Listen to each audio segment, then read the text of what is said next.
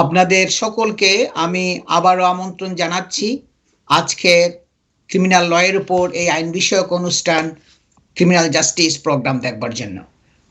আমি আজাম and co solicitors এর principal solicitor Shafiul আজম। আপনারা জানেন আমি এই ক্রিমিনাল জাস্টিস লিগ্যাল প্রোগ্রামের মধ্যে শুধু ক্রিমিনাল ল বিষয়ে আলোচনা করি। তার কারণ হলো দীর্ঘ 25 বছর ধরে আমি শুধু ক্রিমিনাল ল বিষয়ের উপরেই প্র্যাকটিস করে আসছি।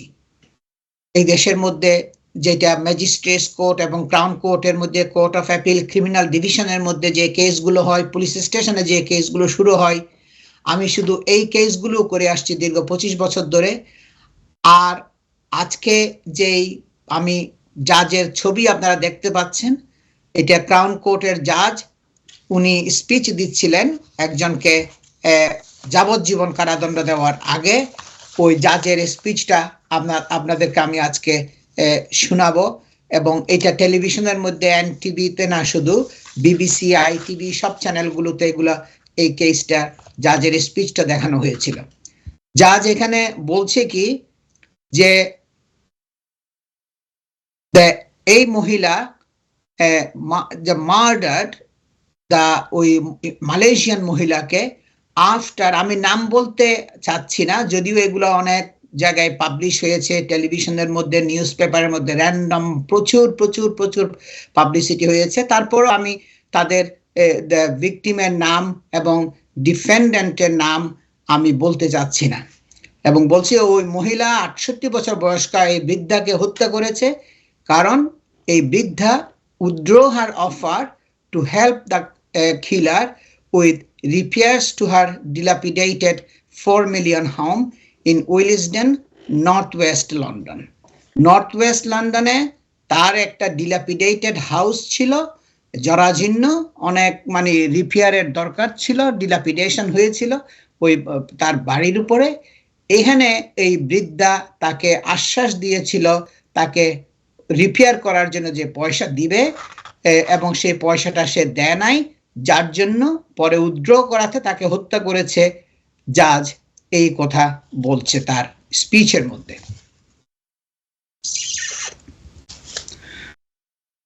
তারপর ডিউরিং হার সেন্টেন্সিং, জাজ রিচার্ড মার্কস কিংস কাউন্সিল, আমরা এখন বলি, আগে আমরা বলতাম QC, Queen's Counsel, you and your mother paid a total of £230,000 to two builders. তুমি এবং তোমার মা দুইজনে মিলে তোমরা 230,000 পাউন্ড, প্রচুর পয়সা, বিল্ডারকে পে করেছে। One of whom evidently cheated you and you were thereby exhausted of a large part of your resources. ওই বিল্ডাররা তোমাদের সাথে চিট করেছে, যার ফলে তোমরা তোমাদের বিশাল একটা অঙ্ক পয়সা তোমরা হারিয়েছ। তোমাদের রিসোর্স ছিল, ওই রিসোর্সটা তোমরা হারিয়েছ। যা যে কথা বলছে, যার জন্য পয়সা পাওয়ার জন্য এই 67 বছর 68 বছর বয়স্ক মহিলা, মালয়েশিয়ান অরিজিন মহিলাকে তোমরা হত্যা করেছ। এবং headless body found after women trend in human dissection, killed and decapitated fall. এবং তার পড়াশোনা করেছিল একটা হিউম্যান ডিসেকশনের মধ্যে, তার একটা অ্যানাটমির মধ্যে পড়াশোনা করেছিল। তার এই অভিজ্ঞতা কাজে লাগিয়ে জাজ বলছে কি তুমি তাকে এই হত্যাযজ্ঞটা করেছ। তারপর আরো বলছে কি, but the work remained substantially unfinished and the house was left without a roof and covered in scaffolding. জাজ বলছে কি তোমাদের ঘরের অনেক কাজের দরকার ছিল, প্রচুর ডিলাপিডেশন হয়েছিল, অনেক রিপেয়ারের দরকার ছিল, এবং এটা ঘরটা ছিল উইদাউট রুফ, রুফ ছিল না, এবং কাভার্ড উইথ স্ক্যাফোল্ডিং দিয়েই ঘরটা কাভার করা ছিল। Meanwhile, you met the victim in this case through the church. যে তুমি চার্চে গেছো এবং চার্চে এই ভিকটিম, এই মহিলা 38 বছর বয়স ছিল তার তখন, সে তাকে চার্চের মধ্যে মালয়েশিয়ান অরিজিন এই মহিলাকে সে মিট করেছিল। জাজ বলছে কি, আমি একের পর এক বলে যাচ্ছি, আপনারা জাজের মুখেও শুনবেন। সে বলছে কি, the messages that passed between the two of you showed she was very well aware of your problems with regards to the house and was proactive in attempting to help you. এই বৃদ্ধ মহিলা খুবই অবগত ছিল তোমাদের যে সমস্যা, ঘর রিপেয়ারিং এর যে তোমাদের যে পয়সা দরকার, তোমাদের যে ঘরটা যে বিশালভাবে একটা ক্ষতি হয়েছে, রিপেয়ারিং এর দরকার, সেইটা সম্পূর্ণভাবে অবগত ছিল এবং সে এটা খুব অ্যাক্টিভ ছিল, প্রোঅ্যাক্টিভ মানে খুবই অ্যাক্টিভলি চেষ্টা করতেছিল তোমাদেরকে হেল্প করার জন্য। কিভাবে তোমাদেরকে হেল্প করা যায় সেটা সে চেষ্টা করছিল। This culminated in her offering to give you 200,000 pounds to spend in the house, এবং সে তোমাকে আশ্বাস দিয়েছিল যে তোমাদেরকে 200,000 পাউন্ড, সে তোমাকে 200,000 পাউন্ড দিবে যে তোমার ঘর রিপেয়ার করার জন্য। এই আশ্বাস তোমাদেরকে দিয়েছিল, জাজ বলছে। In an offer, however, which she withdrew a few days before you killed her, which I am sure is what led you to do what you did. জাজ বলছে কি, এই যে উইথড্র করেছে 200,000 পাউন্ড দেওয়ার যে প্রতিশ্রুতি তোমাদেরকে দিয়েছিল, এটা সে রাখে নাই, রাখতে পারে নাই। 200,000 পাউন্ড তোমাদেরকে হেল্প করার জন্য বলেছিল, যার জন্য আমি শিওর যে তুমি তাকে হত্যা করেছে। এইটার কারণেই তুমি সিদ্ধান্ত নিয়েছ তাকে হত্যা করার জন্য। এবং জাজ বলছে কি, the victim's head was cut off by, ওই মহিলার নাম বলছে যে তুমি এই বৃদ্ধ মহিলার মাথাটা কেটে জঙ্গলের মধ্যে ফেলে আসছিল। তারপরে বলছে কি, you decided to murder the vulnerable divorcee and fake her will to inherit the bulk of her estate worth more than 700,000 pounds. সে বলছে কি, তুমি তাকে হত্যা করেছ, এই ভালনারেবল এই ডিভোর্সি মহিলাকে তুমি হত্যা করেছ এবং তার উইলকে তুমি ফেক করেছ, নকল করেছ তার উইলকে। উইল মানিতে আপনারা জানেন, যারা আমরা মানুষ যখন জীবিত অবস্থায় একটা উইল করে, তুমি উত্তরাধিকারের জন্য তার সম্পদ 700,000 পাউন্ডের সম্পদ উত্তরাধিকারের জন্য তার উইলকে তোমরা নকল করেছ, তুমি নকল করেছ, এই কথা জাজ বলছে। দ্য অস্টিওপ্যাথ killed মিস ওই বৃদ্ধা মহিলা victim by hitting her over her head with a weapon before then cutting off her head. তাকে মাথার মধ্যে আঘাত করেছিল আপনার একটা ওয়েপন দিয়ে, এবং তারপরে তার মাথাটা তার বডির থেকে বিচ্ছিন্ন করেছিল, কেটে মাথাটা কেটে ফেলছিল তার বডির থেকে। এইটা জাজ বলছে, তুমি তাকে এভাবেই তুমি তাকে হত্যা করেছ। এই কথাগুলো হলো জাজের কথা। আমি আমার কন্ট্রোল রুমকে বলবো, আপনারা প্লিজ জাজের স্পিচটা এখন আবার প্লে করেন। Case that you had taken to the house was now very obviously full and heavy. You also now had with you another case.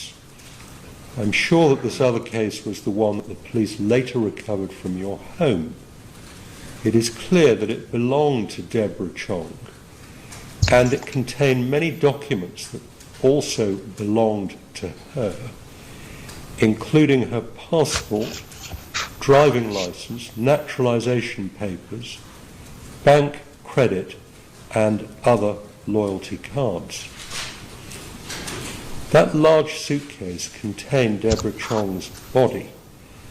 I have no doubt that you had killed her whilst you were at her house, and absent any explanation from you, given that you went no comment throughout your police interviews and did not go into the witness box, I am driven to the conclusion that you went to her house that morning with that intention in mind. 2 weeks later, you hired a car for a period of only 24 hours. You were seen on CCTV to put that large suitcase into the hire car. It was clearly heavy, such that you needed a trolley to wheel it down the road and into the car. That is because it contained Deborah's body. You then drove down to Devon, where you clearly planned to dump her body. But your plans went awry when you had a puncture which had to be attended to by the AA. This meant that you had rather less time down there to find a place to secrete the body than you had envisaged, hence why you were unable to find a more remote location than you did. The place that you alighted upon was at the bottom of some steps on a public footpath by some woodland adjacent to Bennett Road in Salcombe.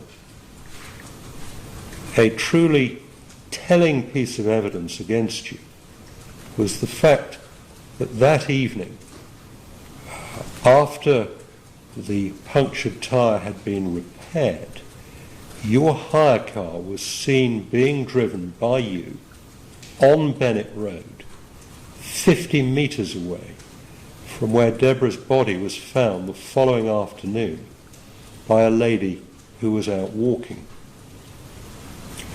That grim discovery was made all the worse by the fact that her head had been cut off. It was not found until a number of days later, some 10 metres away from the body, further down the hill beneath some undergrowth. Because of the extent of decomposition of the body, the pathologist who carried out the autopsy was unable to ascertain the cause of death. But what was found was that she had suffered a comminuted fracture to the skull, as well as multiple rib fractures. As part of your degree, you were taught anatomy, and you included on your website, which advertised your services as an osteopath, the fact that you had experience in the dissection of human bodies. That no doubt stood you in good stead when you cut off Deborah's head, although why you chose to do that remains a mystery. Following your arrest on the 6th of July, amongst the items found by the police at your home was a will which purported to be that of Deborah and to leave 95% of her assets to you and the remaining 5% to your mother. That will was fake. It was written by you and it contained signatures of Deborah and 2 witnesses, each of which had been forged by you. One of the persons whose signatures you forged was that of a man by the name of Virgil Gita, an erstwhile neighbour of yours who had died some months earlier. Following his death, you had managed to gain access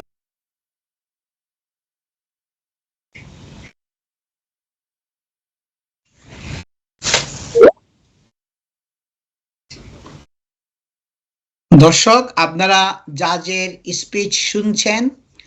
এই যে তাকে যাবজ্জীবন life sentence দেওয়ার আগে জাজে যে আপনার sentencing রিমার্কগুলো করে সেগুলো আপনারা শুনছেন এখন। এবং জাজ Richard Marks King's Counsel jail the killer in England's first televised sentencing of a woman today. তাকে এটা কয়েক দিন, এটা অনেক আগে হয়েছিল, এটা আপনার এই সাজাটা দিচ্ছিল, এটা আপনারা শুনছেন। And En route to Salcombe, ওই যে ডেভনের যাওয়ার পথে, the Volvo blew a tire and the defendant, আমি তার নাম বলছি না, was forced to drive into a service station and call for assistance. সে যখন সালকম, যেটা ডেভনের মধ্যে, ওই সি বিচের মধ্যে যখন যাচ্ছিল, ড্রাইভ করতেছিল তার ভলভো কার নিয়ে, তখন তার টায়ারটা পাংচার করেছিল বা একটা ব্লু আপ হয়েছিল, যার ফলে তাকে ওই যে সার্ভিস স্টেশনের মধ্যে তাকে ড্রাইভ করতে হয়েছিল, ওখানে ঢুকতে হয়েছিল, এবং সে তখন একটা অ্যাসিস্ট্যান্সের জন্য কল করেছে, হয়তো অটোমোবাইল যে কোম্পানিকে কল করছে যে আমার টায়ারটা মানে ইয়া হয়েছে, ব্লু আপ করেছে, আমি ড্রাইভ করতে পারছি না, তোমরা এখন আসো আমাকে হেল্প করার জন্য। এবং the repairman called to change the wheel described her confused demeanor and an odd nasty smell inside the vehicle. যে রিপেয়ারিং করার জন্য যে আসছিল সে খুবই কনফিউজড হয়েছিল, সে দেখছিল তাকে খুবই কনফিউজড, ওই মহিলাকে, এই আপনার সে খুব মানে বিভ্রান্তকর অবস্থায় তাকে দেখছিল, তার আচরণ খুবই একটা মানে বিভ্রান্তিকর, একটা খুবই ভীত বিহব্বল এই ধরনের আচরণ, এবং সে এই অটোমোবাইল রিপেয়ারার, সে একটা খুব স্মেল, নাস্টি একটা খুব খারাপ একটা স্মেল পাচ্ছিল, যেহেতু ওই যে তার বৃদ্ধার হেডলেস বডিটা তার কারের মধ্যে সে রাখছিল, বুটের মধ্যে। জুরার্স হার্ড, ক্রাউন কোর্টের যে জুরি মেম্বাররা আছে তারা শুনছিল that none of the people who came to her aid saw the large blue suitcase in the boot. যারা তাকে হেল্প করতে আসছিল অটোমোবাইল কোম্পানি থেকে, তারা কেউ বুটের মধ্যে যে তার একটা বড় সুটকেস ছিল, ওই সুটকেসের মধ্যে যে সে ওই বৃদ্ধার মাথা কেটে তার বডিটাকে যে সুটকেসের মধ্যে ভর্তি করে আপনার চেইন আপ করে রাখছিল, ক্লোজ করে রাখছিল, সেটা ওরা তার বুটসের মধ্যে তার বডিটা দেখে নাই, suggesting she had stashed it somewhere nearby according to the prosecution. এতে মনে হচ্ছে সে ওইটা বুটের মধ্যে রাখে নাই, কিন্তু সেটা সে একটা নিয়ার বাই কোনো একটা কাছাকাছি জায়গায় তারা সে ওখানে ফেলে রাখছিল, যার জন্য যারা তাকে হেল্প করতে আসছিল তারা সেটা দেখে নাই। এবং ওই মহিলার headless body was found by holiday makers beside a woodland footpath near Salcombe the next day.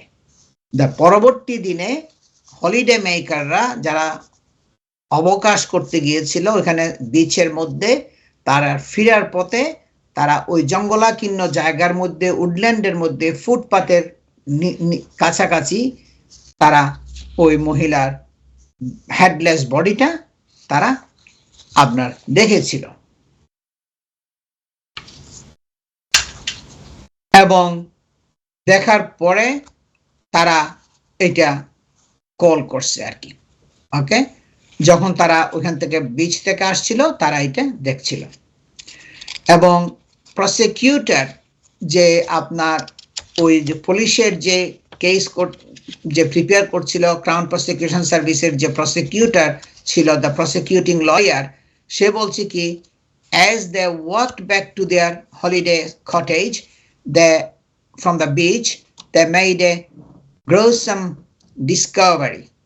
মানে একটা ভয়ঙ্কর একটা তারা ডিসকভারি করছে, the headless body of A women. তারা দেখছে একটা মাথা কাটা বডি একজন মহিলার, সেটা তারা এই হলিডে মেকাররা দেখেছে। এটা খুবই একটা ভয়ঙ্কর তারা আবিষ্কার করলো।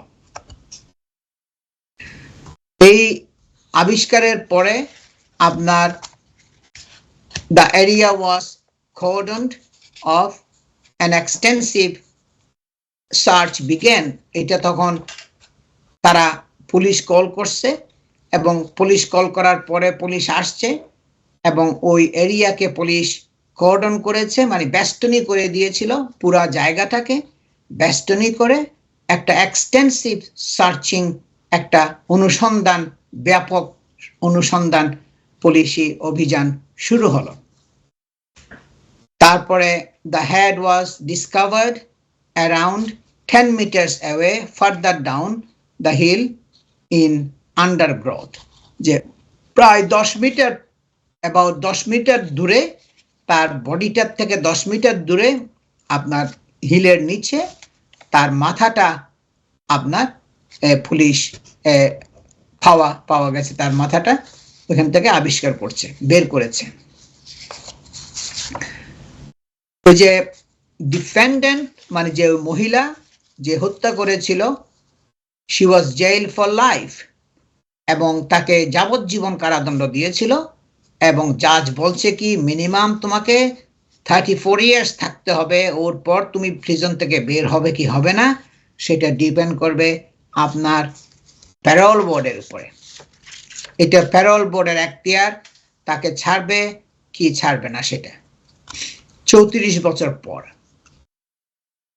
এবং জাজ রিচার্ড মার্কস কিংস কাউন্সিল বলছিল কি, the sole mitigation is that you are effectively a woman of previous good character. এখানে তোমার কেসের একটা মিটিগেশন আছে, যে মিটিগেশন এবং আপনার অ্যাগ্রেভেটিং ফ্যাক্টর গুলো হলো কি, যেগুলোর কারণে অপরাধের মাত্রাটা বেড়ে যাবে এবং শাস্তিও বেড়ে যাবে। আর মিটিগেটিং ফ্যাক্টর হলো কি, যেগুলোর কারণে থাকলে আপনার অপরাধের মাত্রাটা কমে যাবে, তার মানে সাজাটাও একটু কম হবে। এবং জাজ বলছে কি, তোমার ক্ষেত্রে যেটা মিটিগেশন ফ্যাক্টর সেটা হলো তোমার প্রিভিয়াসলি তোমার একটা গুড ক্যারেক্টার, কোনো খারাপ তোমার কনভিকশন নাই। Although given the gravity of your crime, in my judgment that entitles you to only a very modest discount. কিন্তু যেহেতু তুমি এত একটা ভয়ঙ্কর একটা বিশাল একটা অপরাধ তুমি করেছো, আমার জাজমেন্ট মতো তুমি খুবই সামান্য একটা ডিসকাউন্ট পাবে, a very modest discount, খুবই একটা পরিমিত একটা ডিসকাউন্ট তুমি এন্টাইটেল হবে। He said the amount of planning and preparation served as an aggravating feature of the crime. যে আমি বলছি যেগুলো কারণগুলো থাকলে তোমার অপরাধের মাত্রাটা বেড়ে যাবে, শাস্তিও বেড়ে যাবে। সে বলছে তুমি যে পরিমাণের প্রস্তুতি তুমি নিয়েছ এবং যে পরিমাণে তুমি পরিকল্পনা তুমি করেছ হত্যা করার জন্য, তোমার এই পরিকল্পনা এবং প্রস্তুতিগুলো এত বিশাল ছিল, এত প্ল্যান্ড ওয়াইজ ছিল, এগুলো হলো তোমার অপরাধের মাত্রাটাকে বাড়িয়ে দিবে, যার মানে সাজাও তোমার জন্য বেশি হবে। তারপরে সে বলছে কি আদার অ্যাগ্রেভেটিং ফ্যাক্টরস, আপনার other aggravating factors included the victim's mental health and the killer's treatment of her body, the judge added. সে বলছে কি একটা মানসিক রোগী ছিল এই মহিলা, মেন্টাল হেলথ পেশেন্ট ছিল, এবং তার বডিটাকে তুমি যেভাবে ট্রিট করেছ, ট্রিটমেন্ট অফ হার বডি তোমার যেভাবে তুমি ট্রিট করেছো, মাথাটা কেটে বডির থেকে বিচ্ছিন্ন করেছো, এইগুলো সবগুলো অ্যাগ্রেভেটিং ফ্যাক্টর হবে তোমার কেসের জন্য। আমার জাজের এই স্পিচটা আপনারা আরো দেখবেন, আমরা প্লে করব নেক্সট সেগমেন্টে। আমি শর্ট একটা ব্রেকে যাচ্ছি, ব্রেকের পরে আমি আবার ফিরে আসছি। আমি শফিউল আজম এন্ড কো সলিসিটার্স এর প্রিন্সিপাল। আপনারা সবাই আমার সাথেই থাকুন, আপনারা এই খুব ইম্পর্টেন্ট ভিডিওটা আপনারা দেখুন। নেক্সট সেগমেন্টে আমরা আবার কন্টিনিউ করব, সবাই আমার সাথেই থাকবেন।